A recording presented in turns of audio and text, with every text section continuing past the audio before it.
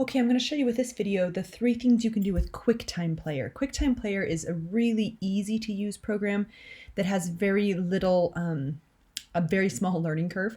So if you open Quicktime Player, and it's free on a Mac, it's also free for PC. It's a little bit, you just have to go find it and download it.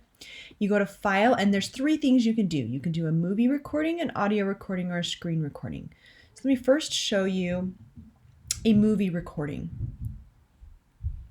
And so it asks you, what do you want to tape? So that you have your video. And in my case, my camera eyesight is only on my laptop. So that's the option I have. I'm going to try to think of something I want to show you how to set an alarm clock.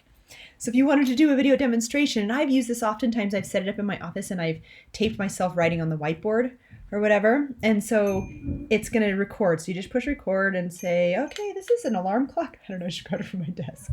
And this is how you set an alarm clock. And you could show them and you could do a demonstration. You could talk about things that you want to have in your head, but you can't do like ScreenFlow. You can do your head and the screen. This one allows just the video recording. But if you wanted to go write on a whiteboard behind you or anything like that. And once you stop, there it is. The only fancy stuff it has very little editing capabilities, but sometimes it's enough. You can split the clips. You can add a clip to the end. You can align the clips. That's pretty much it. You can rotate the clips. But if you wanted to split the clip and cut something out, or you wanted to add a clip to the end, it's easy enough doing that. Okay, so that's the first one. The second thing it can do is, oh, and by the way, you can then export it as a video, right, to put onto YouTube. The other thing it can do is an audio recording. Now, an audio recording is just that. It's only going to record my audio of what I'm saying. So if you wanted to just explain something really fast, it's a nice small file. You can explain it and then you can post that. Once you stop that, it's just a simple audio file. Well, of course, it's not going to play because I'm on an external monitor. And so you can post that. The last thing it can do, I'm not going to keep that. The last thing it can do is a screen recording. So in this case, you can record what's on your screen. So if you find it troublesome to use the PowerPoint capture, for instance, sometimes that's a little buggy, you can always do QuickTime and record anything you want.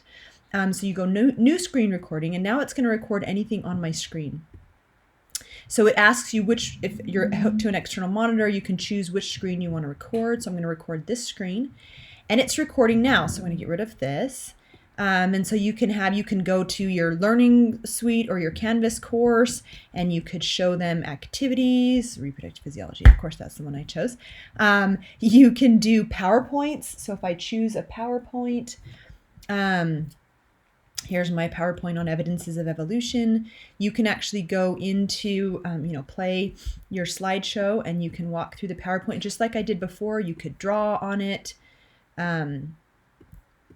and do anything you want with the PowerPoint, and it's going to be recording it. Here's our quiz that we take, and then we're going to talk about each of the evidences. We're talking about homology. You can be pointing at things like, look, this is the radius, and look, this one has a radius too. And this one has a radius too, and they're all the same. Anyway, so this is, and you can get out of your PowerPoint. No, discard my markings. And so anything you're doing on the screen, it's going to record. So once you push stop, oops, here we go. It's going to have whatever you recorded. All right, this is a little confusing. It's recording now, so I'm going to get rid of this. And so you can go to your, and again, you can split clips, you can add clips to the end. So those are the 3 features that QuickTime can do. It's super easy. It can be exported as a movie and uploaded to YouTube or any other format you want. And that's it. That's QuickTime Player.